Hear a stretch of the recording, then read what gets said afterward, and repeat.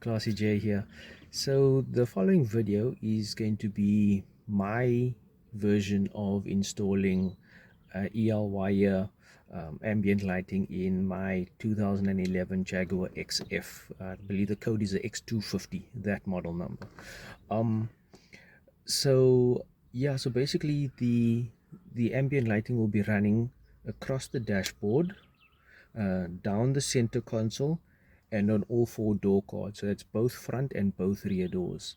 So I'll be taking you through my installation process. So that would be the removal of the door cards and how I installed it there, as well as working on the center console, as well as the few trim pieces that need to be removed in order to hide certain parts of the ELY that I don't want showing. Okay, so first off, I'll be removing the rear door card. So there we go, that's the one, to remove that cover over there, and then another two that is under this over there.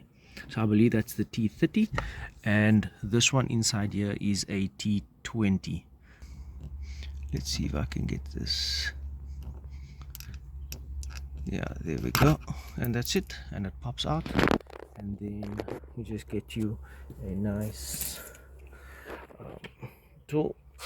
You get you your T20 Torx, just pop that in there.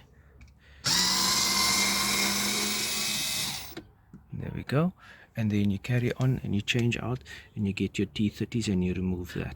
There are several tabs that run along the outline of this door card, and then as well on here on top there are about 5 tabs that just need to be pulled, that is attaching this part to the top. I do have a workshop manual that indicates the location of these clips, so I will see if I can somehow attach that shortly, just to give you a better idea as the location as to where these tabs are located.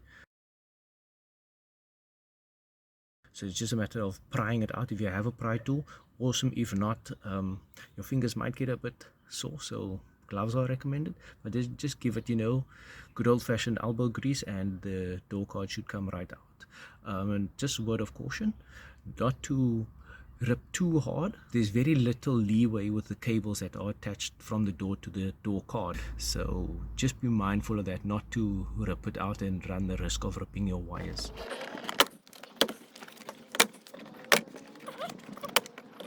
And then, as you can see, there is the cable for your door latch, as well as for your tweeter, and then for your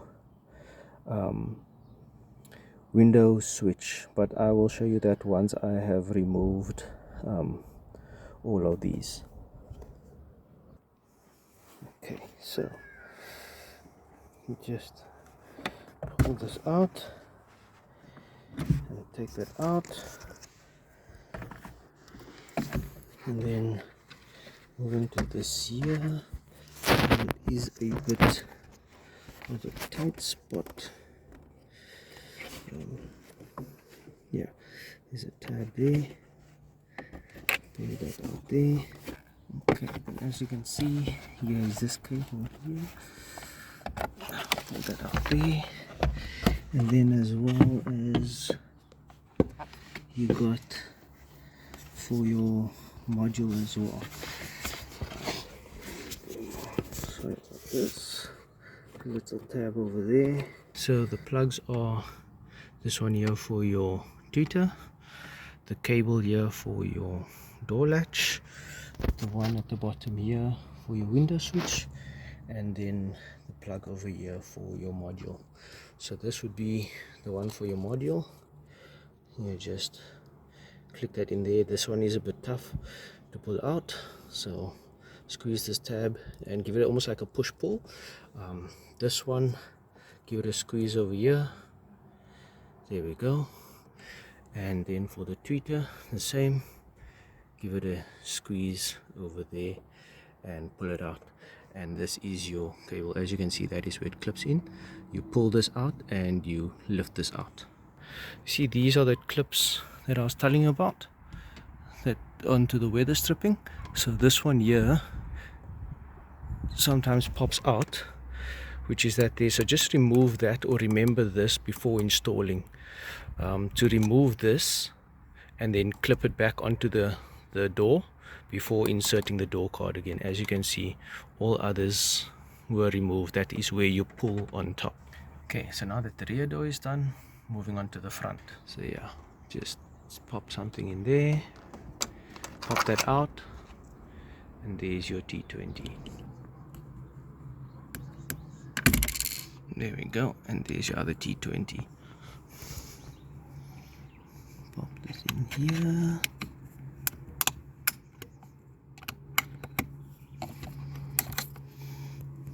There's your T30.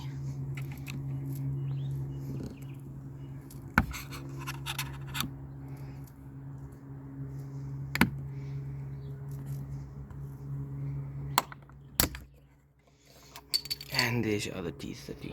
Then get out your trusty tool.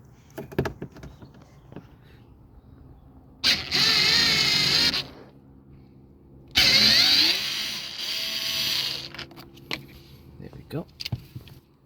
And let's see. There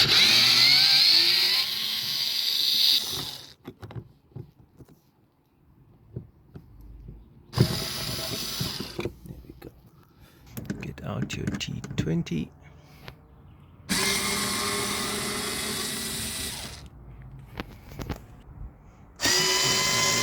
The next T20. It's the same as the rear. There are a few clips around the edges of the door. It's about 3 or 4 clips over here, and then the same with the weather stripping. There's about 5 tabs over there. Same process.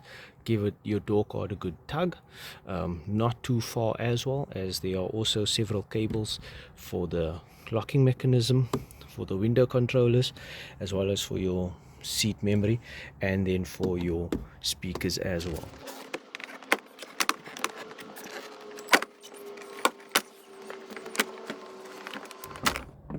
There, as mentioned, there's your cable, there's your clip for your LED, as well as for your speaker.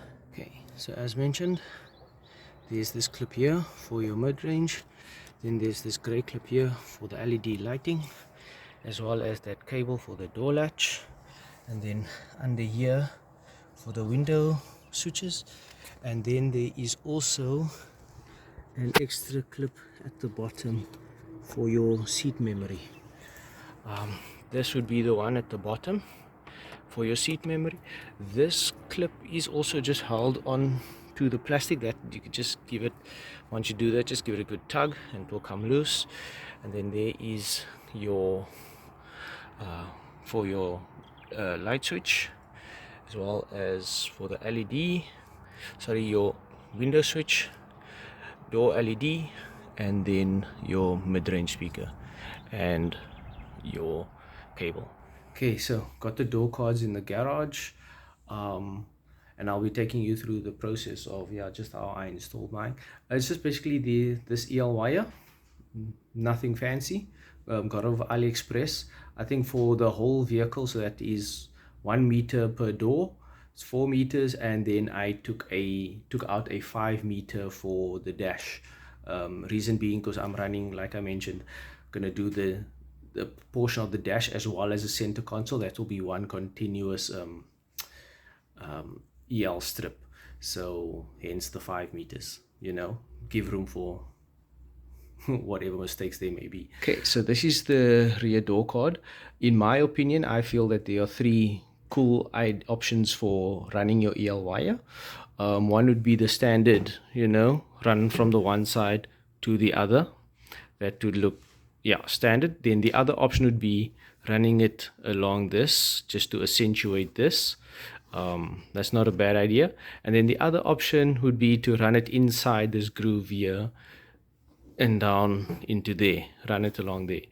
That, for me, I feel that is the best option. Looks the coolest. I will go ahead and see which one works, and I'll see you when it's done. Okay, so as you can see, my EL is coming out here. and there's the connected, there is the module, and then I just spliced in another connector to connect with the blue plug that I will splice in later. And now I have my connection to connect the EL wire to a positive and negative lead on the light switch. This is the other part of the connector that I will be splicing into the light switch over the window switch over there. So as it is 1 2 3 4. Number 1, this being the positive or the wire for the EL or for the light switch, and then number 2 is for window up, number 3 is for window down, and number 4 is for ground. So negative into ground and positive into the illumination wire. I have completed the installation. So as you can see, there it is coming out there, running the connection over here, and then I just tied it around, just drilled a hole, zip tied it in there, and I put some of the foam rubbers, so it's not plastic on plastic. So inside there is foam to obviously minimize the vibrations. Okay, this quite a tight pull, so that's awesome. Yeah, just tied it down, just a bit of tidying up. This will be kept flat by the door air surface as well, so that's not a problem.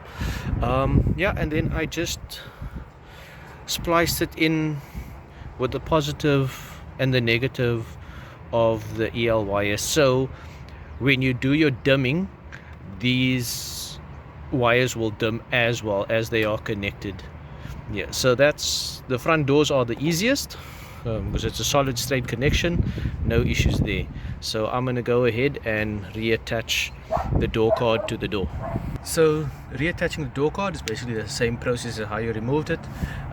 Bring it up to the door, level it out, all the clips or the holes, starting at the bottom with your seat memory, and then just attaching this to one of the tabs in the card, then to your window switch control, and then your LED wire, and last but not least your mid speaker, and then just pop it all back in, push to fit. And once you're done with that, then you use your T30s and your T20s and you fasten it and job done. Okay, the idea I had for my dashboard, well, as you can see, I'm running the EL wire along there. That was not my initial plan. However, this was the best option that worked without me having to do major damage to the door. As you can see, I tried it to run it down here, didn't work out so well. So next best thing, ran it there. So I'm just going to continue it along the top of the dash. That was not my initial plan. My initial plan was to run it underneath over here along the wood grain. However, that's not going to work. The lines are not going to flow, because the initial plan was work it through there and then work it under there along the wood grain. That was the plan. So new plan, run it along the top here, run it in there, and then run it along this over here, underneath over here, up along the side, and back into the dash. So as you can see, pretty straightforward. You can just plug it in over here, and then I will just need to remove this bezel over here so that I can access to run the wires down the back. As I do not want it showing here, I want a solid crisp line. I'll run it inside the dash along here and run it behind this panel behind here, and have it come out of the dash over here and run in this crease, as I said, all the way along, and run back up this crease into the dash. So I might need to access this and remove this bezel and maybe this panel over here. There are plenty of videos out there for this. However, I will do what I can to show what I am doing, and yeah, take it from there. Okay, so to access for my idea, it is this trim piece. It's a simple, just pull it off. Then there's this trim piece as well, that also you just pry it off. And then this part as well needs to come off as well. It's simple, just flathead, put it in there, pop it off. Okay, so I'll go ahead and, as mentioned, yeah, just pop this out up over there. As you can see, it's just 2 clips, and then same over here as well. I'll just there, and then bring that in over here.